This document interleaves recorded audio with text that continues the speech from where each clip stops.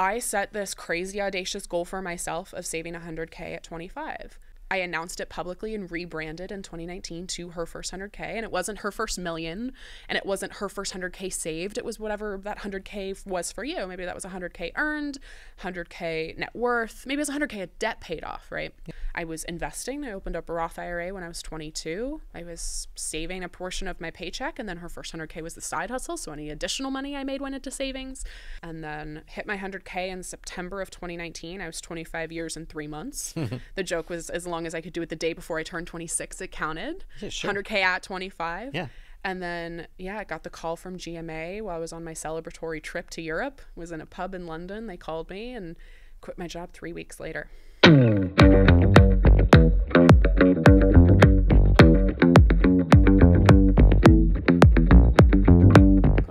Hi, I'm Tori Dunlap, the founder of Her First 100K and the New York Times bestselling author of Financial Feminist, and we're on Behind the Brand with Brian Elliott.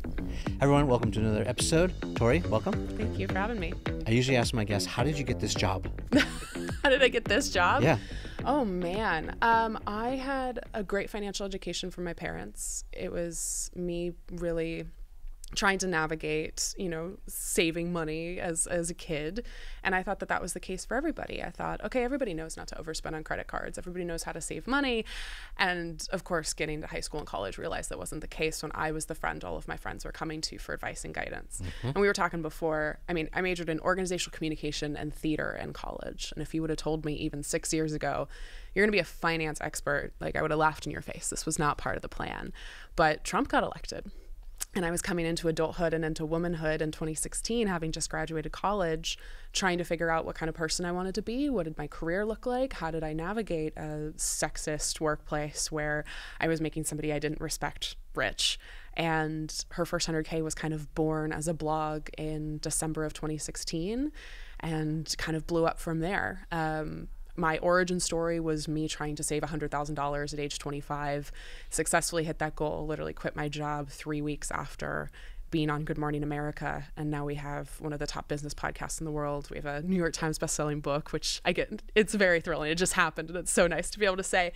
And we have an audience now of over 3 million women. And we're fighting the patriarchy by getting them rich. Yeah, no big deal. Just, But it's been fun. It's my life's work. It's what I believe I was put on this earth to do. Yeah. Let's go back in the chronology a little bit. Yeah. I'm always fascinated.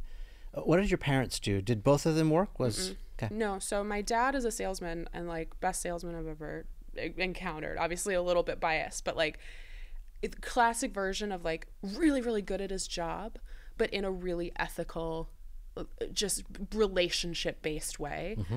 And that's, I think, where I learned a lot of my squeaky wheel gets the grease kind of, you pitch yourself and you're always respectful about it, but you pitch yourself until you get a yes. Right. And then my mom was a homemaker. We call him at Her First 100K after we had a Tiffany Dufu, who's a great, incredible speaker. She called them non-compensated working moms. Yeah. And so we had a stay-at-home mom, non-compensated working mom. And, hardest job in the business. Oh yeah. And I'm an only child. And so I feel like that was a really interesting experience of both of my parents, especially my dad didn't grow up with a lot. And so that financial education was really important to them. And they weren't just telling me how to manage money. They weren't okay, here's how to create a budget, but then they were off blowing their money. They were very much talk the talk and walk the walk. And so, we lived very frugally, but then we also took a trip as a family every year.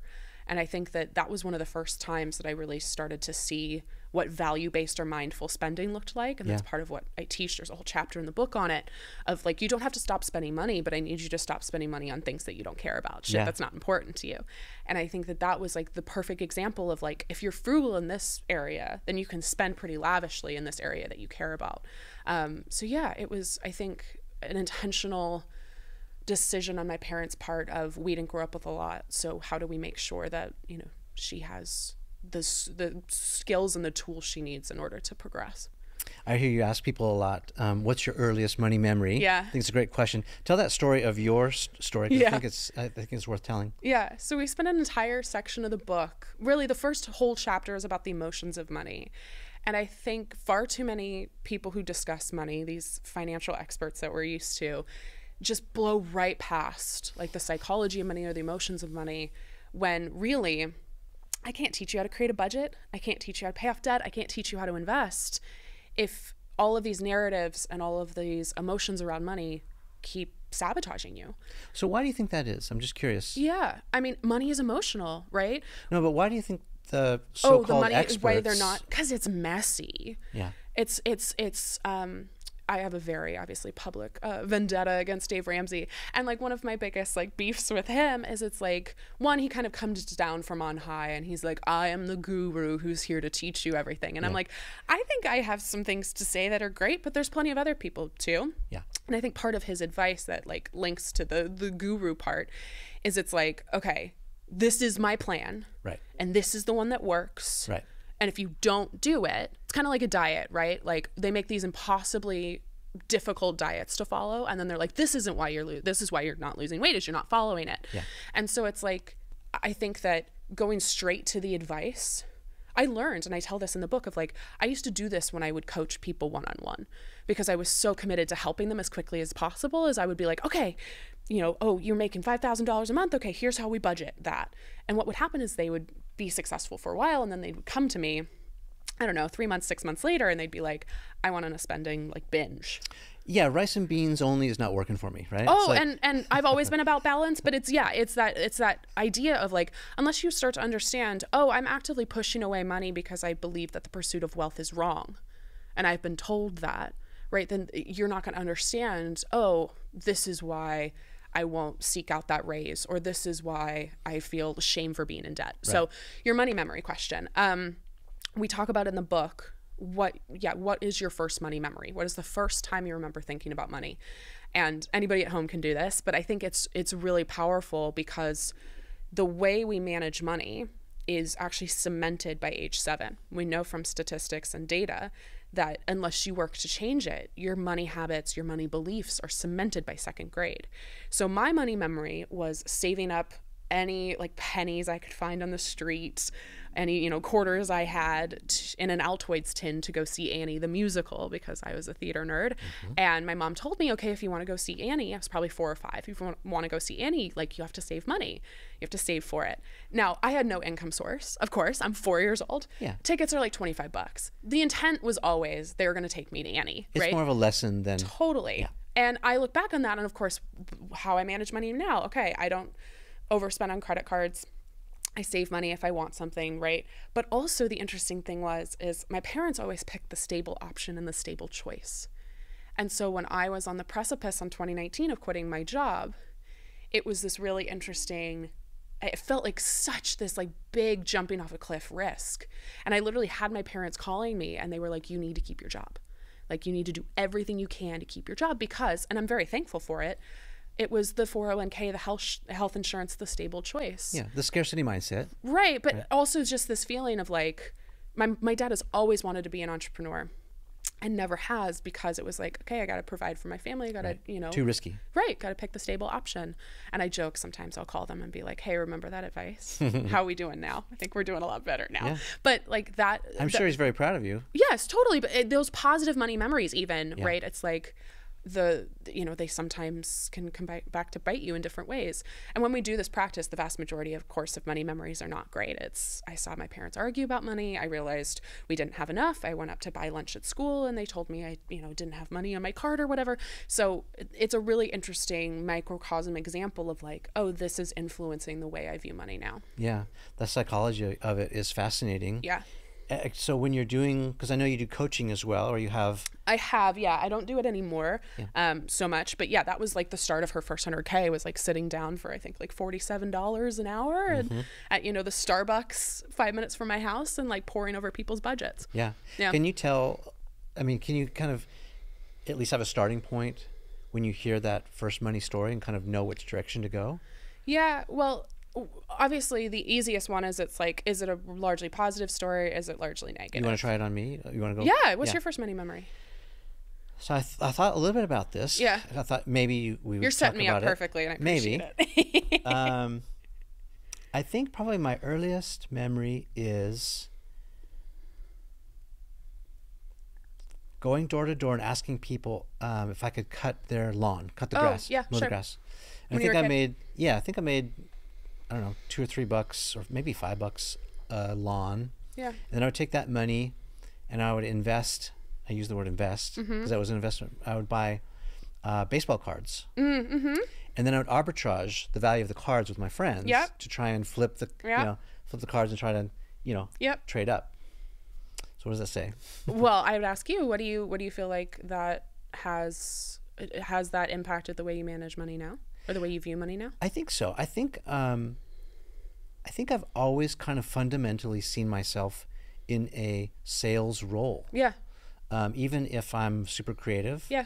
I'm still having to convey my vision to a client or do a pitch and say, I think this is a good idea, or this strategy is the direction we should go. Well, we were talking before of like, it seems like, the hustle is there, right? And it's like hustle, not in a bad way or in a like capitalist way, but like, okay, I'm going to figure this out. Well, yeah. And to unpack that a bit further. So my background, kind of like yours, my mom was divorced a couple times. She was married 3 times before I was 16. Wow. We lived from different places.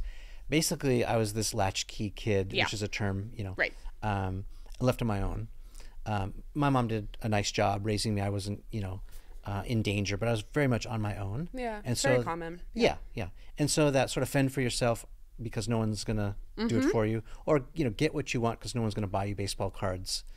Mentality has translated into what I'm doing today. It's like, you got to make it happen. Right. No one's going to hand it to you. Right. Yeah. Well, and it's interesting. We spend the entire book, discussing all of the systemic barriers to building wealth and to really equality in general. And of course, I'm speaking as a cisgendered straight white woman. Like, yes, had plenty of, systemic issues as a woman trying to not only progress in my career, but just talk about money in general and be an entrepreneur. But like, I have a ton of privilege. And so it's interesting, of course, when I've worked with women of color, just how seeped that money narrative is. Like, I have a good friend who's Latina, and she's like, the interesting thing is we didn't grow up with a lot of money. And so it's now whenever I got money, I needed to hoard it because I didn't know when it was coming next. Right. And it's like, again, perfect example of like these experiences and these stories and these narratives that we grow up believing have everything to do with how we're managing money now, or how we view money in the world, or how we view people with money. I think it's a super healthy exercise, and it really didn't even occur to me until I read the book. I think it's a very good exercise, just self-reflection, taking inventory, like figure out what your starting point is, and maybe what's pushing you or pulling you in a certain direction, and then think about that. Get curious about why that's happening. Right. Is very, very healthy. Yeah, and I think the other aspect of it too is that realization of like very few things are actually in our control when we've been fed this narrative that if you're not rich, you're not working hard enough, right? And it's like we live in a society where I would argue personal finance is about 20% personal choices, or the things you can control, and 80% is racism, ableism, homophobia, sexism, recession, natural disasters, right? Everything that's not in your control. Right. And I think it's very damaging when you are working hard to then hear somebody tell you, well, if you were working hard enough, you'd be a millionaire by now. And it's like, you can't tell the single mom who's trying to make ends meet and's doing everything to provide for her and her family. Right. Oh, you're not working hard enough, or you'd be rich by now. And I feel like just people hearing that is such a like relief. And then we're going to do what we can to control the things we can control. Yes. Maybe that's a good segue into brand. This show is called Behind the Brand. Yeah. I see you as the anti-Dave Ramsey. I appreciate that. That's the goal. The anti-establishment, or the anti... disestablishmentarianism. Yeah, but just like the maybe status quo. Yeah. Status quo is not necessarily bad. No. Unless it is. Well, and I'm also not the first person to do this kind of work in this kind of way. Yeah. There's been plenty of people before me, and hopefully plenty of people after me. Yeah. Who will continue to talk about money like this. But I think what's great is you're stepping out into the spotlight. You're being more vocal about it, and you're creating a platform. So if I were to ask you, what is the Tori Dunlap brand? How would you describe that?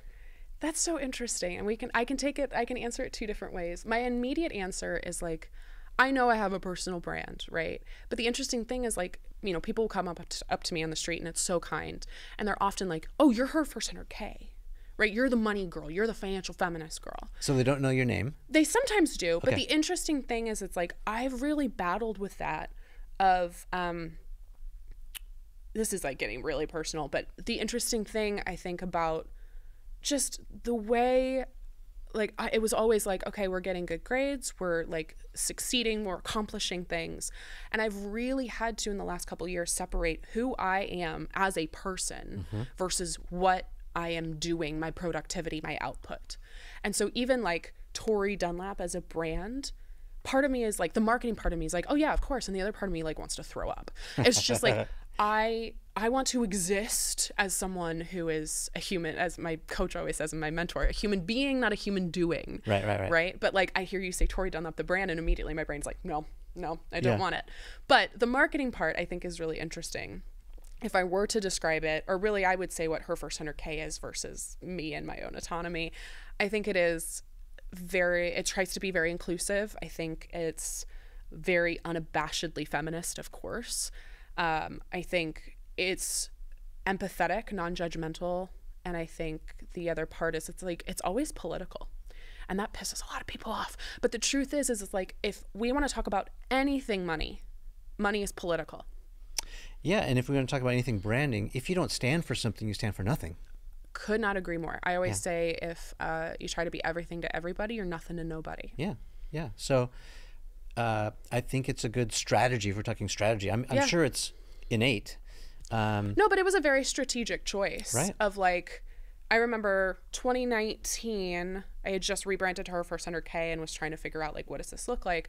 And I got my first like big press piece and I was on Market Watch. And of course the average Market Watch reader is probably, a white man named Steve who's like 50 or 60, right? And like not really my clientele. And so the interesting part was like the comments, and this like story went viral, like millions of views in a couple weeks. And the comments were like, again, who does she think she is? She lost me at cisgender, like all of this stuff. And I had a really interesting like moment where I was like, okay, I can either work to like put solve on this basically of like, okay, I'm going to play nice. And it was actually the decision of like, yeah, these are not the people I'm interested in talking to. Right. And if I piss them off, sorry, like there's other people for you. Right. But you have the thing that every one of us has, which is just like, I want to be liked. I want you to like me. I want you to see me for who I am. And I was like, okay, this is, it means actually I'm doing something right. If you're pissed off about me acknowledging privilege, it means I'm doing something correct. Yeah. Well, you're in good company. So we're talking about Seth Godin off camera. Yeah. And one of the things I learned from Seth is shun the non-believers. Yeah. It's a very important message, whoever you are, wherever you are. Right. It's like this, in fact, you can even start with, this might not be for you. Yeah. Yeah. And it's like, again, I think marketing 101 is if you're trying to be everything to everybody, they're not going to know who you are. They're going to be like, is this for me? I don't know. As opposed to it's either, oh yes, hell yes, I'm going to tattoo this on my forehead, or not interested at all. How would you define what a brand is or branding? Like, how do you see it? I see it more as like, what is the feeling that people get when they consume your content, see your face, see the brand color? Yeah. Like, what does that feel like? Right. And for us, really, you asked like, what is, her first 100K Tori Dunlap brand? I think it's honestly just like confidence and power.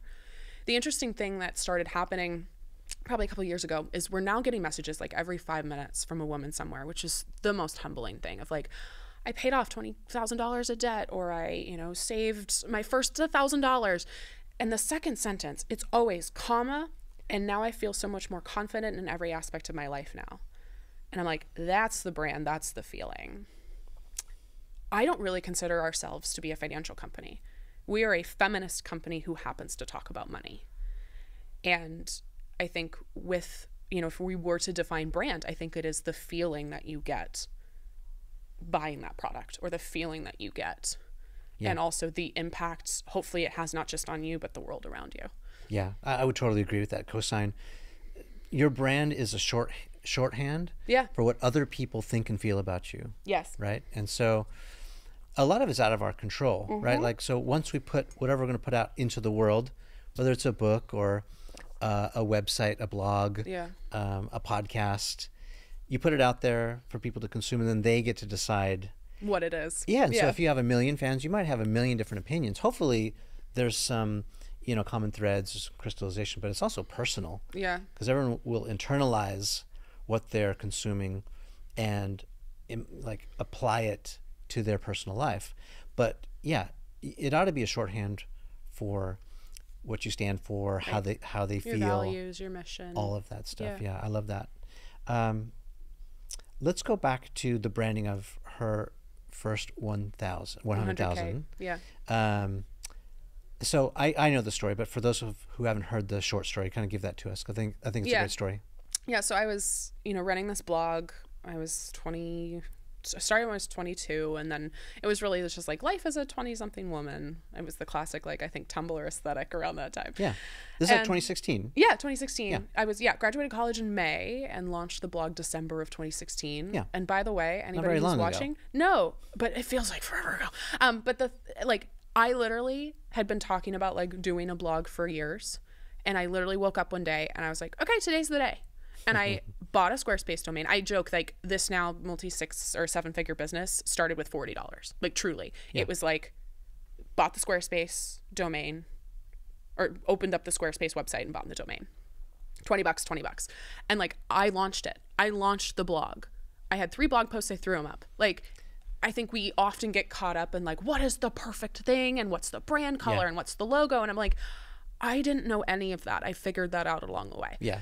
So launched that blog, and then was running my 9-to-5 in marketing, was doing social media marketing in my day-to-day, and then I would come home and work on the blog.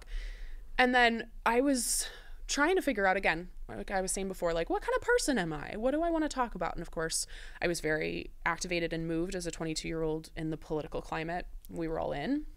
And I was the friend all of my friends were coming to for advice and guidance. And I was also reckoning with, like, okay, I'm in my first job. I thought this would be amazing. And I fucking hate it. Yeah.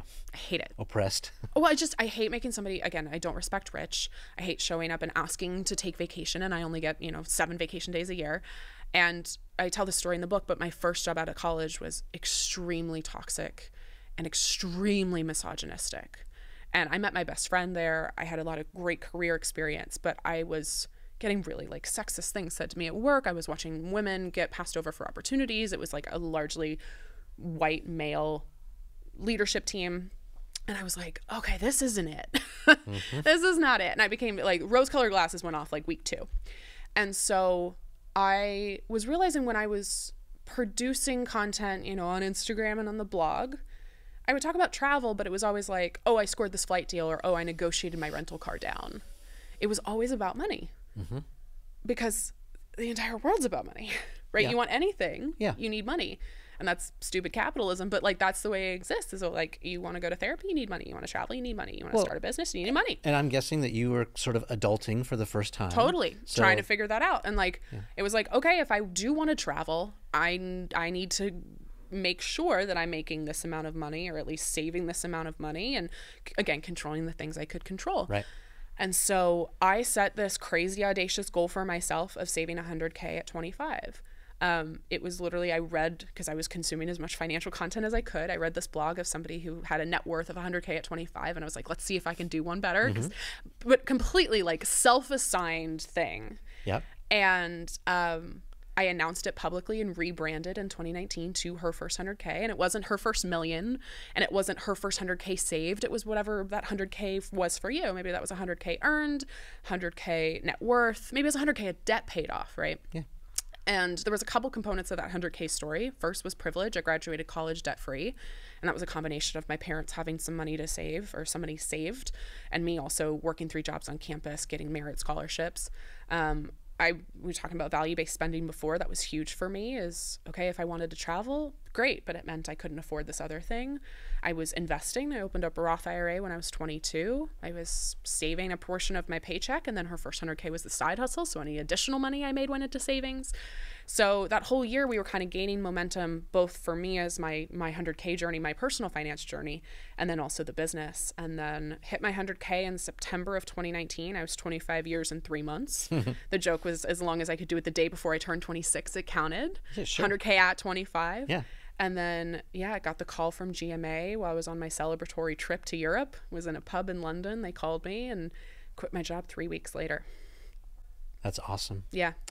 And hard to believe that was almost, 3.5 years ago, but it feels like so long ago. So much has changed in the world and me personally in the business. And yeah, it's just wild to think about. That's not a lot of time, yet it feels like a ton of time. Sometimes it happens that way, right? Yeah. Sometimes it's quick. I mean, I'm sure you can agree that success and, well, let's not call it failure. Let's call it learning. Sure. Success and learning, or success and not success. Yeah. It's temporary. Well, and what do we define a success as, too? Right. Yeah. Let's talk about signals for a second, because it seems like there are a lot of signals. I mean, some that were super overt and obvious, like the toxic environment or the people that you felt were not giving you a fair shot. What kind of advice can you give to our audience about listening to signals, whether it's up here in the brain or in the heart? I would argue your brain actually doesn't give you very reliable advice. And that's something I've had to learn recently, is not every thought in your brain is true, especially those intrusive thoughts where I'm very happy and content with my life. But sometimes I'm driving down the road and my brain goes, what if you just want like that? And I'm like, I'm not interested in that. Yeah. But my brain's telling me to do that. And so I think I am a very cerebral person. And I have actually been working with an energy coach in the last couple of years to ground me in my body, because I have the best gut. And my gut has never been wrong. Yeah. But either you have lost touch with your gut speaks to you, you can't hear it, or you've had significant trauma, or people who have buried that gut impulse to the point where you don't hear it, not because you're not listening to it, but because it may not exist in the same way anymore. Mm-hmm. And for me, literally, anytime I've met somebody and I'm like, oh, this person, I can't put my finger on it. And again, I had an episode on my podcast with a woman named Ashley Stahl, and she's an author and a speaker. And she said, gut or intuition is the thing you can't describe. It doesn't make any sense. But you just go this is right, or that doesn't feel right. And when somebody asks you why, you don't really have an explanation. But to your point about signals, there were so many moments in my life where I was or in even the last couple of years in my career where I was like, oh, okay, that's not right. Yeah. And I've known that for a while, but it took me a year to actually act on it. So do you think that, and I'm just exploring this out loud, I don't have an answer, but do you think that gut, because I agree with you, by the way, that right or wrong externally, that the gut is always right? Yes. Would you call that intuition? Would you call that inspiration? It's a good question. Because I'll tell you from my experience that some of it is totally illogical or doesn't make sense if you wrote it on paper. But right. Also, it's a blend now of life experience. Yeah. Where I've learned some things the hard way. Yeah. And I processed that, and then that's gone wherever it goes in the gut. Right. And I'm still relatively young, and hopefully I get a lot more life experience where I think that, I don't know. Well, would you call it, you said intuition and you said inspiration. Would you think creativity is different? I think it's synonymous, because... That all three are? Yes. Okay. I think the intuition, to me, it seems most grounded in that gut feeling. You meet someone and you're like, this is a red flag. Yeah. I can't put my finger on it, but this person's probably not who I want to be with for a long time or work with. You just sort of know. Yep. I'm not talking about first impressions, because those can change. No. But you have a feeling and you don't know what it is.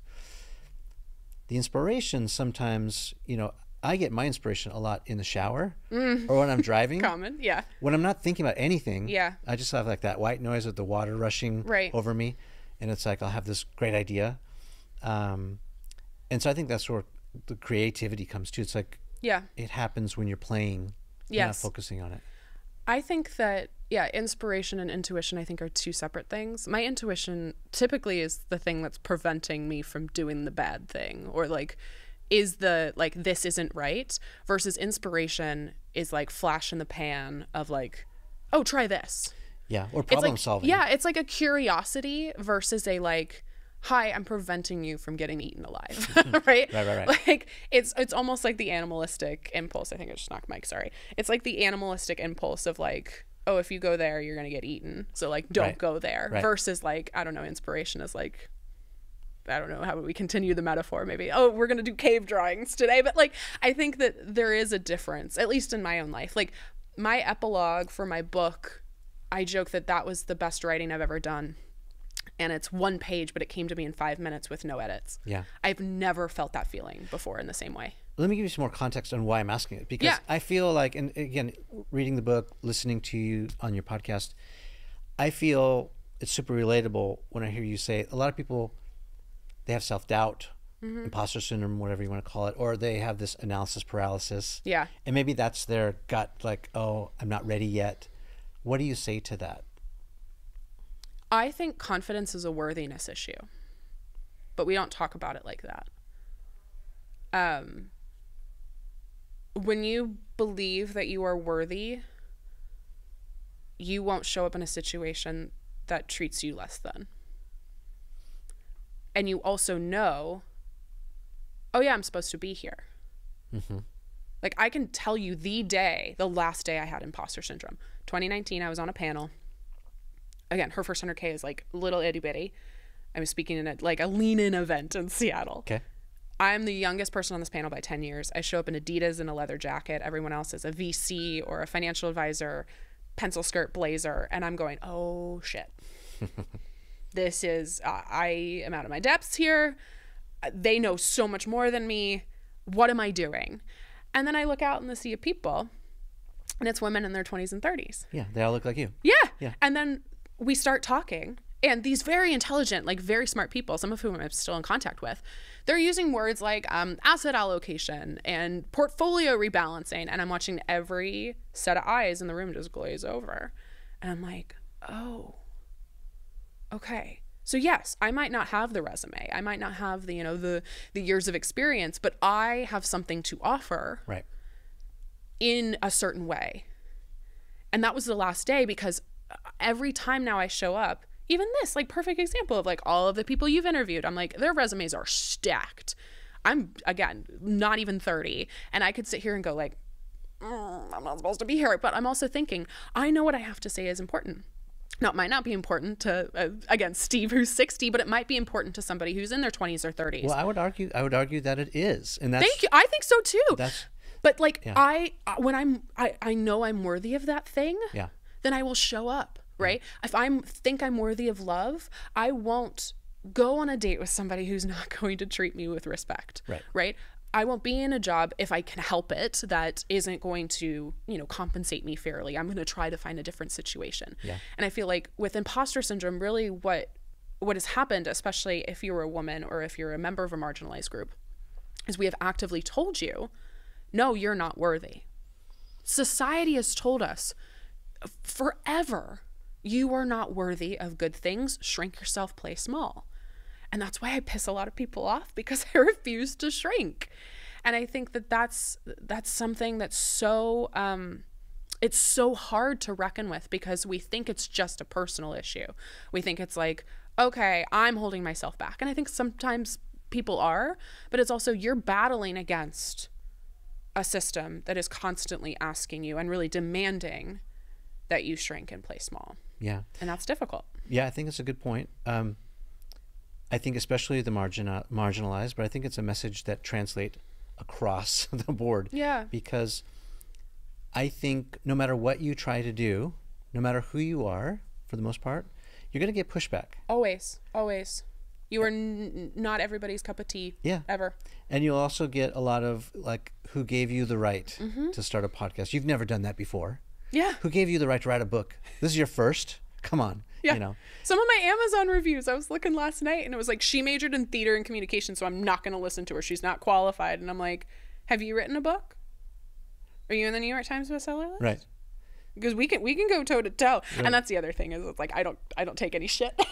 Yeah. I love that. But you know, the reason, you know, appeal to authority is a fallacy of logic for a reason. Yes. Yeah. Right. Yeah.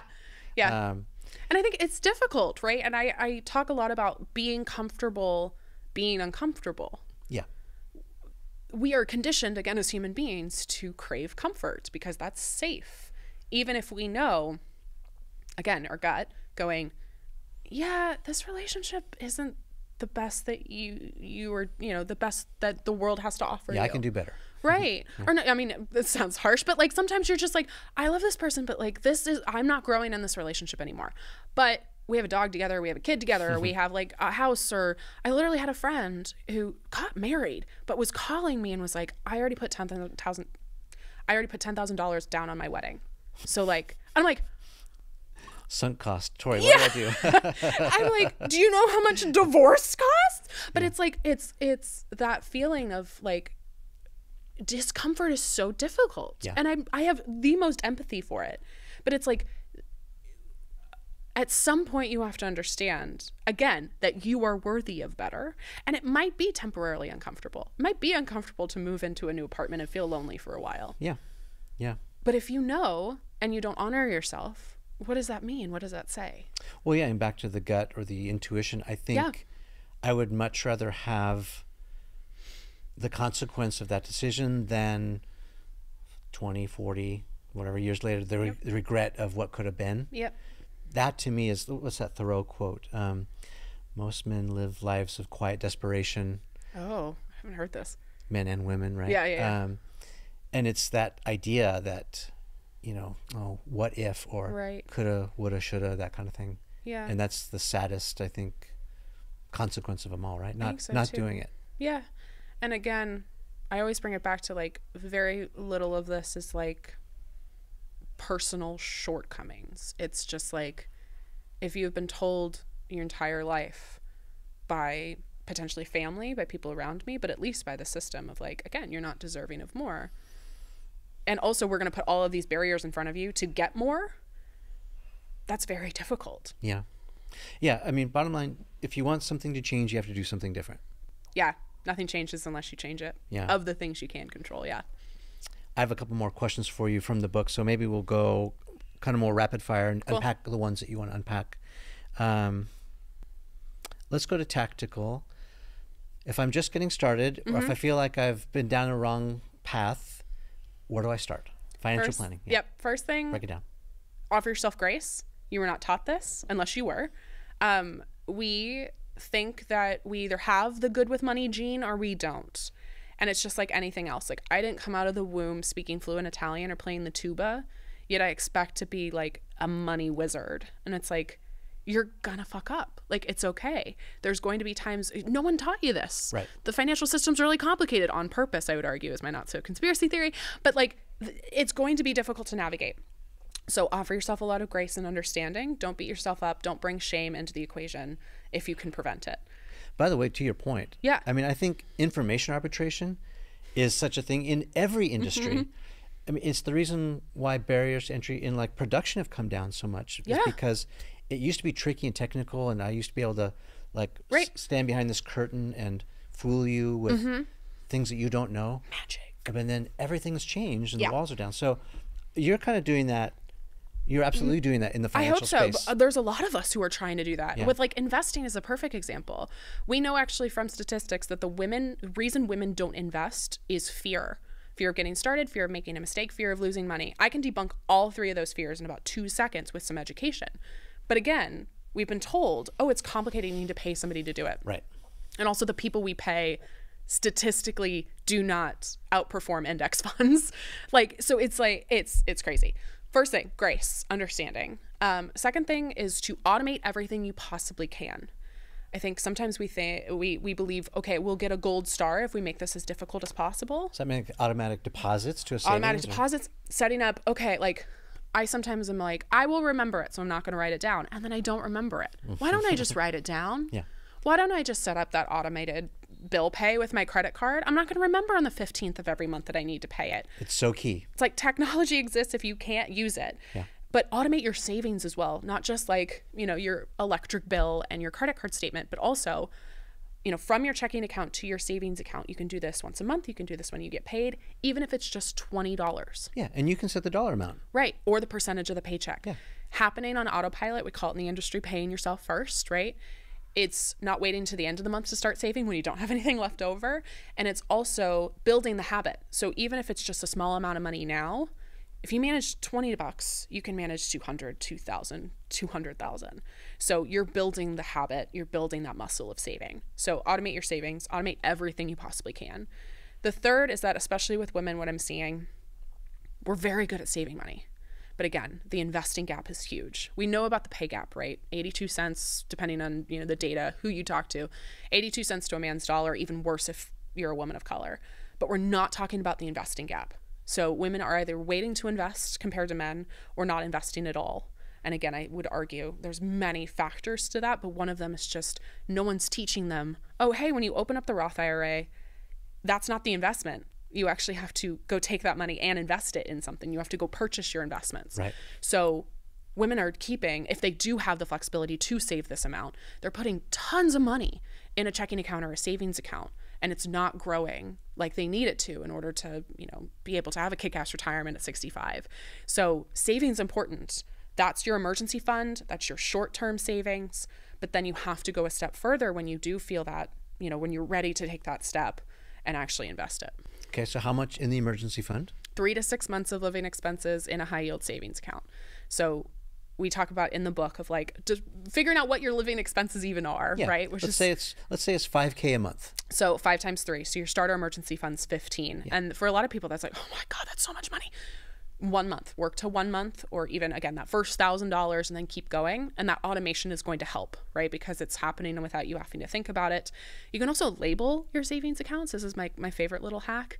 So as opposed to like 24601 or whatever number it is, it's like, you know, Croatian vacation 2024, or when shit hits the fan, because again, we're getting our brain on board, and psychologically you're going to be less likely to take money out if you're like, oh, I need that thing, or right. I want that thing. Right. Before you pay off any debt. And this is something that like is so important to me. Yes, even if you have tens of thousands of dollars of debt, even if you have credit card debt, that emergency fund needs to happen first. Right. Because 1, don't want you going into more debt to try to pay for an emergency. And 2, we are all about mental health at her first 100K. And it's just so nice going to bed at night being like, okay, I have something in the bank should something happen. Okay, let's talk about credit card debt then. So let's assume you've got that security fund, that safety fund, rainy day fund, whatever you want to call it. Yep. Oh, I know what I was going to ask. So the regular savings account versus the high interest or higher, high yield. Yeah.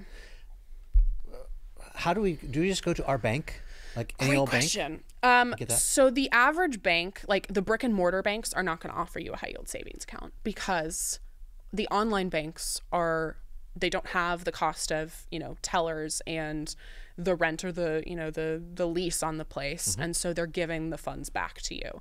So the average bank account, I think interest rate now is like less than 0.5%.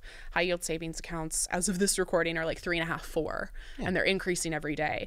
And it's like better than nothing. Oh, and if you're the person who's like, okay, I'm struggling to save, your money's supposed to sit there for your emergency fund, and it may as well be working as hard for you as possible. Right. And so we always joke, like, again, tattoo on my forehead, high yield savings account. We talk about them incessantly, but because they're like so easy, they're the easiest thing you can do to better your money. And they don't cost. They don't cost anything. There's plenty out there that are not charging fees or minimums. And it's also, again, if your money's going to sit there, let's have it work harder for you. I think you have a reference to it where people can go and find resources, right? Yeah, herfirst100k.com/HYSA, and it's on our website too. Yeah, it's a terrific resource. Yeah. Okay, so high yield savings, and you're fine having multiple, 2, 3, and labeling. Oh, yeah, label them. And it's that way your money is assigned a purpose. A lot of people like just put all their money in one account and they're like, this is my money for the wedding and this is also my money for the emergency fund. And it's like, you have to give your money a purpose.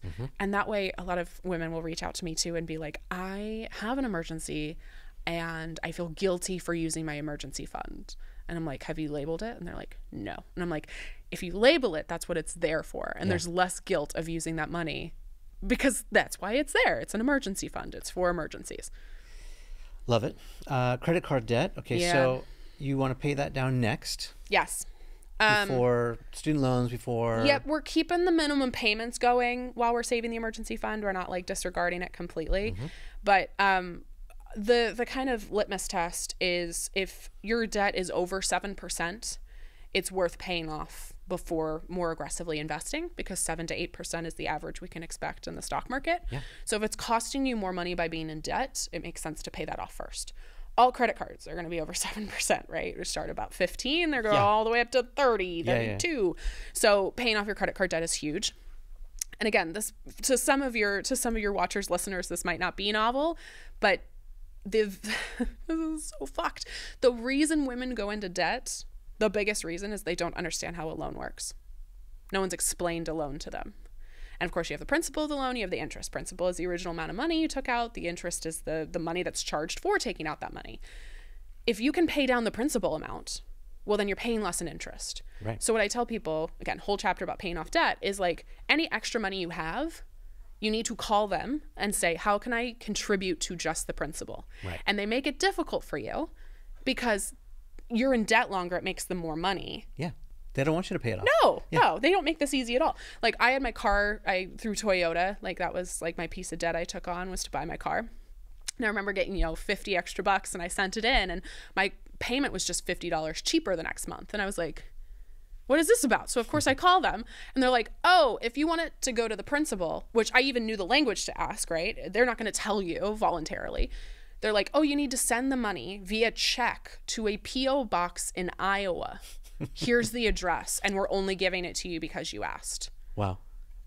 They're sneaky. Yeah. They're trying to keep you in debt for longer. So any extra money you do have, don't just like send it in. Make sure it's actually going to the principal to lower the original amount so you're paying less in interest. Yeah. Relatable. I had the same kind of experience, not to that extreme, but I actually had to dig through the OEM's website. Oh, great. And you paid off online. But there was a place. They're making it slightly easier because I think people are calling them on some shit. But like, yeah, it was several clicks down, so it wasn't easy. But it's the same kind of idea. But and again, you have to know. Like this is the screwed up part of it is that you have to know the language, right? You even have to know what you're looking for. That's right. Of like, okay, what is principal? What is interest? What is APR? What is all of what do all these things mean? Yeah, everyone's out to make the buck off of you. Oh yeah. So then how do we get our credit score up? So we're talking about paying down credit, getting money saved. Bust the myth about keeping a balance on the credit card, for example. Oh, my least favorite one. Yeah, there is this myth that like if you keep a balance on your credit card, it's going to increase your credit score. No, it's just going to put you in debt.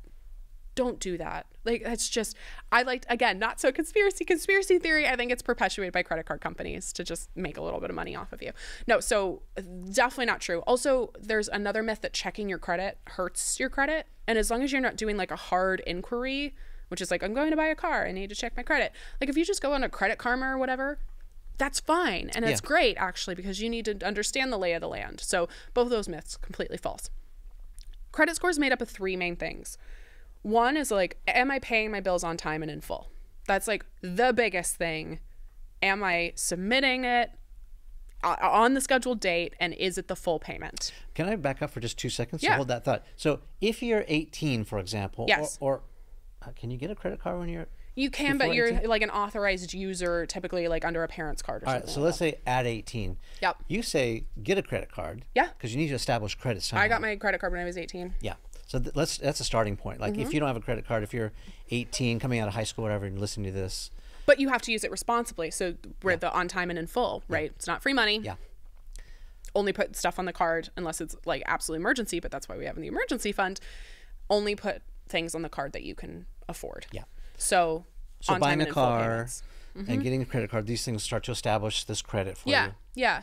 And I think, I mean, a credit score we joke is like your adulting GPA, right? It's like, are you a trustful or, trustworthy borrower. What kind of risk are you? Right, right. So if you're paying your bills on time and in full, it's showing, hey, I'm responsible. Hey, I know when my bills are due and I'm paying the full amount.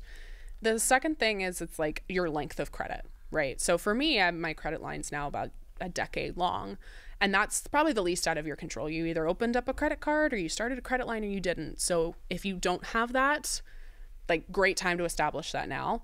The third one that very rarely gets talked about is what's called like credit utilization. And it's like, how much credit are you using? So if I have a credit card with a $10,000 credit line and I am spending $5,000 a month, my credit utilization rate is 50%. And we want to do everything we can to decrease our utilization rate, because again, it's showing, hey, I have this amount of credit, but I'm not going balls to the wall all the time and spending all of that money. It's kind of like a debt to equity ratio, right? Yeah, very similar. Yeah, so it's like this idea, the experts say it's like 30% if you can get it under 30, but really like under 10 is a great way to boost your score. So ask for a credit line and then don't use it, because they, again, want you to spend more money. So they'll give you a credit line typically. Yeah. And so if you're at 10,000, ask them for 12, ask them for 15, and then keep spending 5. And how often can you ask? 6 months to a year, I think, is a good like pace. And again, like if you're at 10,000 and you ask for like a $50,000 limit, they'll probably not give it to you. But like these small increases are decreasing your utilization rate. Yeah, but that delta between is where the money's at, right? Or the credit score hack is at. Yeah, because again, you're showing I'm responsible and I'm not maxing out my cards every month. Yeah. And I'm actually only using 7% of what you're giving me. It's a super smart hack. I didn't even think about that. That was so like, oh, of course. And of course, again, I'm not the first person to say this. Credit utilization is one of the factors that they cite.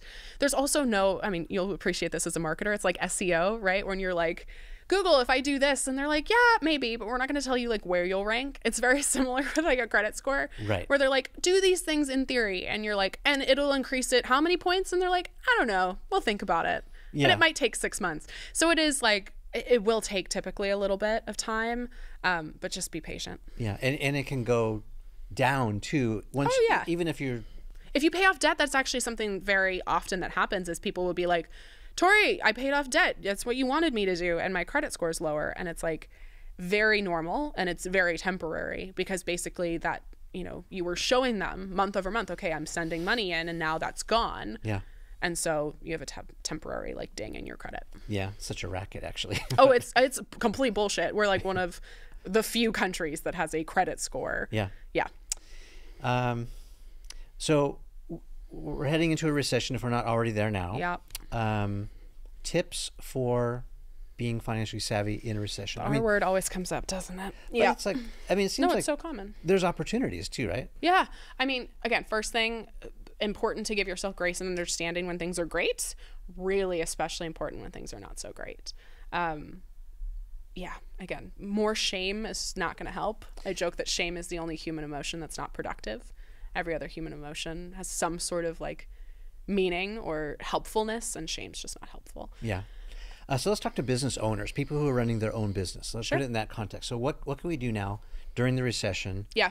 To either take advantage or hunker down or whatever your advice is? Yeah, I think about this both as a business owner and as an individual. If I have plans like A through D, and I went on team retreat where I go with my executive team. It used to be just me as I check myself into a hotel for a couple days. I'm the CEO. Right? Literally, it was like, I'm on executive retreat, and they're like, aren't you the only one? And I'm like, yeah, it's great. But like, that's the time to, what went well this year? What didn't? What do we want to improve? Still a tax write-off, by the way. Totally. Yeah. That was the best part of it. Yeah. So we sat down and we're like, okay, if shit really hits the fan, like what is the things we're going to do? What levers are we pulling?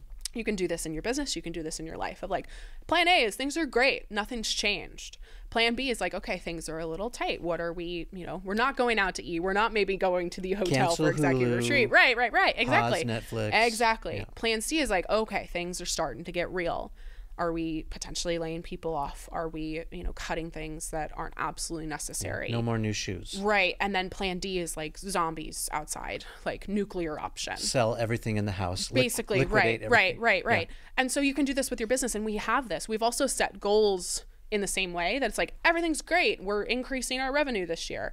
Okay, we're increasing, but very moderately. We're having the same year we had last year. Okay, this is the money we need to make to pay our bills. How are you personally feeling? Are you feeling bullish about like where you are? Or That's a good question. I personally, I'm good. Yeah. Like I have my emergency fund in place. I have, I have paid off any debt. Like I'm good. But like, are you charging hard then into the storm? Like this is a chance for me to... It's an interesting question because with this, again, very specific to me, just launched this book, hit New York Times, which is something I've always wanted to do. And now I'm kind of like, all right, I'm good. Like I'm really tired. We've been pushing really hard. I joke for 6 months to a year. And then my best friend was like, you've been pushing for about 5 years. And I was like, yeah, it's a great point. So one of the things that we keep talking about as a team is like, what ways can we, as opposed to constantly thinking about generating waves, how can we ride the wave that we've already generated over the past couple of years? Yeah. While at the same time balancing, okay, we got to keep the lights on. We got to keep people paid. And so I think that creating systems is a perfect thing to do right now. Of what sort of building can I do right now? What does that look like? Setting up like a really good email funnel. Again, super specific example, but like somebody comes in, or even before that, how are we getting people on the email list? How does that happen? And then when they're on the list, how are they divvied up into certain categories or certain, customer personas? And then what happens on, again, autopilot when they get dropped lower and lower into the funnel? At what point does conversion happen? Yeah. Tell me, without telling me like revenue numbers, what does the marketing mix look like? We're very open with revenue numbers, so I can talk to you about that if you're interested. Share away. 2021, we did over 3 million. 2022, we did 4.3. And I mean, again, plan A is we do 8 this year, but we'll see if that actually happens. Yeah.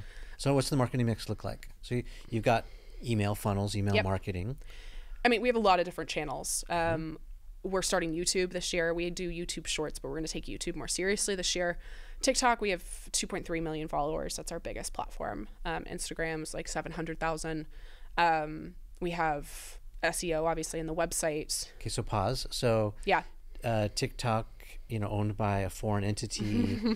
Instagram owned by the overlord that lives, in Silicon Valley. I know where you're going with this. Build on unborrowed land. Yeah.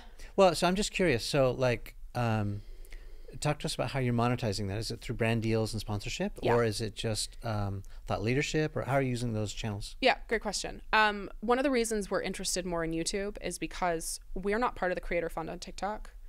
Like Instagram, we get a very small amount of money. So I think a lot of people, again, who aren't marketers or who don't own businesses are like, oh, you make a bunch of money on TikTok. And I'm like, no, like just posting on TikTok, unless it is a sponsored, post, we don't make any money from TikTok, the platform itself. Are you seeing a lot of ability to take those people onto your newsletter, or especially when like things were popping to your website? Yeah, like virality's a lot harder on TikTok. I could literally make you a viral video 2 years ago in 3 minutes that would get 2 million, 3 million views. Yeah. Can't do that anymore. Like it's more saturated. They're again pushing their sponsored content because that's how TikTok makes money. But there was a video that went viral in early 2021 that in a week sent 100,000 email subscribers to us. Wow. And as a marketer, that was like a big gold star. I felt that was great. That never felt better. 100,000 new from a free video in a week. Whoa. And that was conversion. We had plenty of people. We have a quiz that it's like, what is your money personality? We had plenty of people like dip out. That was 100,000 people who actually completed the whole. Yeah, they raised their hand and said, I want in. Yep. They did the whole like 8-question quiz. It was nuts. I mean, that's huge. But you can't do that anymore in the same way. You can get some of that, but. Well, yeah. I mean, so let's just, let's treat it as a case study, but like, yeah, sure, you had a windfall, but like still, that's a pretty viable strategy, even if you're putting 100 people per video onto your email list, because that's why like our biggest part of our business is affiliate marketing, and that shocks a lot of people. The vast majority of our revenue comes from recommendations, and even like you very organically, and I appreciate it, had me plug an affiliate link 20 minutes ago, but like that is huge for us. Yeah. And of course we don't work with brands we don't believe in, but if I'm already talking about a bank account that's important, it makes sense for me to go, hey, link in bio for the one I recommend. Absolutely. And so that's actually where the bulk of our revenue comes from. The free content or the value content that we're building.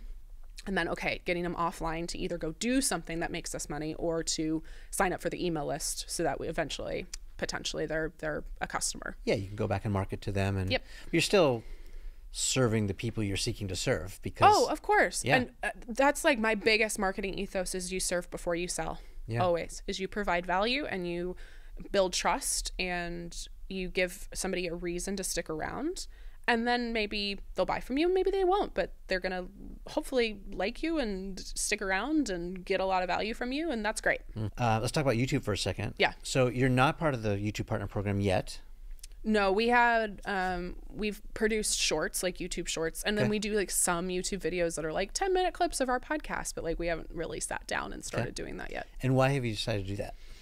I think monetization is the big thing. Yeah.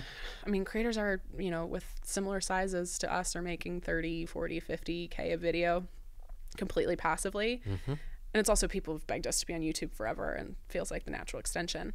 The other interesting thing that I have some beef with, but I understand, again, as my marketer brain, TikTok even has a platform that has constantly confirmed its importance. For brands are still really nervous. They're really nervous about it. Yeah. They're more likely to, you know, give us money to do an Instagram partnership. And of course, we're talking to other creators who are making bank on YouTube from sponsorships. Yeah. So, you know, if I had 2.3 million YouTube subscribers, I think we'd be making very different money in terms of sponsorships than we do with our 2.3 on TikTok. I agree. Yeah. I agree. So it's smart. Yeah. And if you don't know, the reasons are obvious. I mean, I can weigh in on my opinion. It's basically a foreign entity that has been blocked in several other countries. And I think it's also characterized as like the 17-year-old dance app. Yeah. I wonder. I mean, as a marketer who talks to brands a lot, I think it's more of the risk. It being a foreign entity controlling that. Yeah. That there's been so much talk politically about how it's possible. You know, I think brands are very risk averse, right? Yeah, especially the bigger brands. So it just makes sense. And they want their marketing budget to go as far as possible. And I get it. And it's also, I think just the format of TikTok is so different, right? And they're all trying to compete with each other. It's like now, you know, videos on TikTok, I mean, this could literally change next week, but like right now it's just static photo, text. Isn't that what Instagram was 2 years ago? Yeah. It's just like exhausting. They're all trying to be each other and then they're all trying to like cannibalize, but weirdly, you know, one does one thing and then literally, the trend goes the other way. And I'm like, pick what you want to be. Just stay in your lane. Yeah. So you're doing mostly organic, but are you doing some paid as well? Never. No paid? Never. I'm really proud of that. I think we spent $20 one weekend on Facebook ads and I was like, never again. This was back in like 2020. Yeah. Nope. So are you completely against it, like as a policy, or you just? I would be interested in exploring it. We've talked about it. I mean, again, like the marketer in me is like, that's what I'm most proud of. In addition to, of course, the impact and everything that we've made, but like we have grown this business, no venture capital, no outside funding, and no paid ads. And I ran marketing at my 9-to-5 and, you know, corporate for companies that were spending 6-7 figures a month on Facebook ads. Yeah. In order to grow their business. Yeah. Well, again, going back to your like ride the wave metaphor, I think that's healthy mentality. Took a lot more time and energy, but I think way more sustainable. Another good point, right? Like, so if you're just getting started and you think you can automatically hop on the perfect wave, probably not going to happen. No. Took a couple years before we made money. Yeah, and you didn't really start popping off on social until what, like 2019? 2019, and then TikTok in mid-2020. It was July 2020. I mean, that's just a couple of years ago, right? So like, it goes back to you got to do the reps. You got to. But we're not patient as human beings, just in general, but also as like business owners. It's like we're not patient. But I think, you know, someone who's had apparent fast success, it hasn't been fast. Yeah, you put fast in so many quotes. Yeah. Yeah, but it's like 6 years, like still. I mean, that's 6 years. Oh, but I'm just getting started. I'm out here. I'm like, we're just getting started. Yeah. I mean, according to Malcolm Gladwell, you still got 4 years to go before I'm an expert, a master, right? So you're doing okay. Yeah. Yeah. No, I'm very thankful, and I'm also I'm proud that we have a completely remote team of 15 people, and that's been the hardest thing to, you know, be a CEO of. Like, what does that mean? Back when it was just me, I was calling shots and I was writing the captions myself, and it was a lot easier in many ways. And then, you know, these are really good challenges of how do you continue to lead a team? What is my role as CEO? It is razzle dazzle and making sure we make money. And beyond that, it's like everything else needs to get handled by somebody else. And when it's your baby, it's an interesting transition. Maybe final thoughts. Let's go back to investing. Yeah. Let's talk about Treasury. Yeah. Treasury is an investing platform that I co-created. And again, we were seeing this huge gap and continue to see a huge gap in not only the amount of women investing, but the investing education.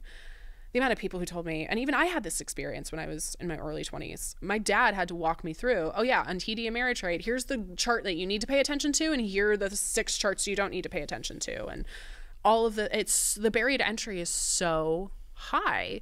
Yeah. So that's DIY though. Yeah, right? yeah. But even like robo-advisors, we talk about like, we joke that Treasury is the Hannah Montana of investing platforms because it's the best of both worlds. I don't know if you have kids or if you ever see Hannah Montana. Millennial reference. The best of both worlds. Yeah. Because it is all of the perks of DIY with none of the like analysis paralysis panic. And it's the great parts about the robo-advisor with none of the fees, additional fees, or like the fishing for you rather than teaching you to fish. Yeah. So it starts this is your with proprietary partnership or venture. So it starts with like an investing 101 workshop that I do live, and 80% of the people who join Treasury have never invested before. And actually at minute like 40 or 45, they actually have the opportunity to invest live.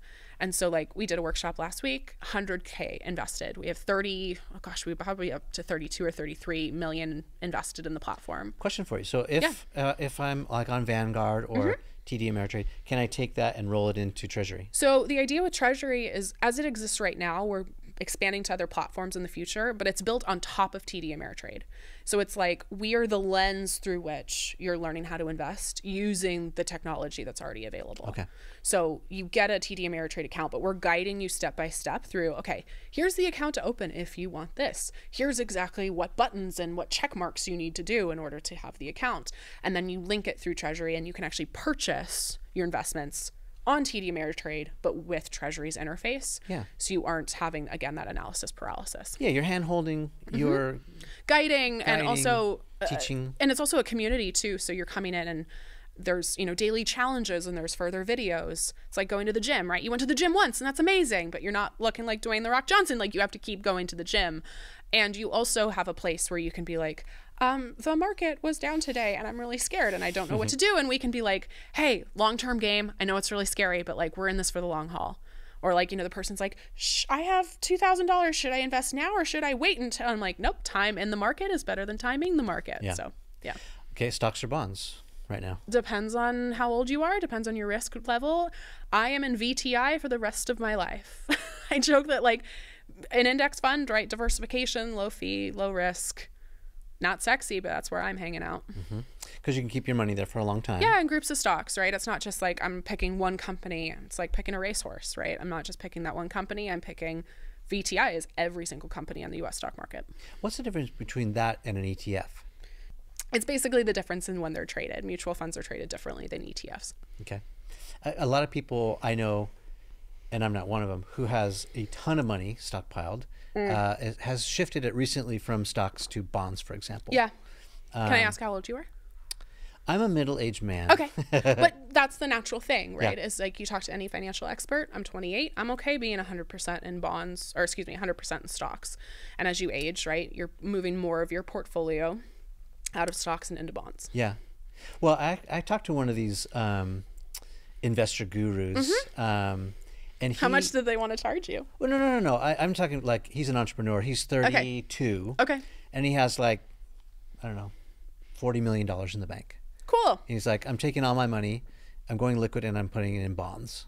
Huh. And I'm like, that was my reaction. Huh. What do you know that I don't know? So I was just curious, like, what your hot take on that is. But my hot take is that there are no hot takes with investing. Again, I talked about like investing shouldn't be sexy. It should be stable and consistent over a long period of time. Yeah.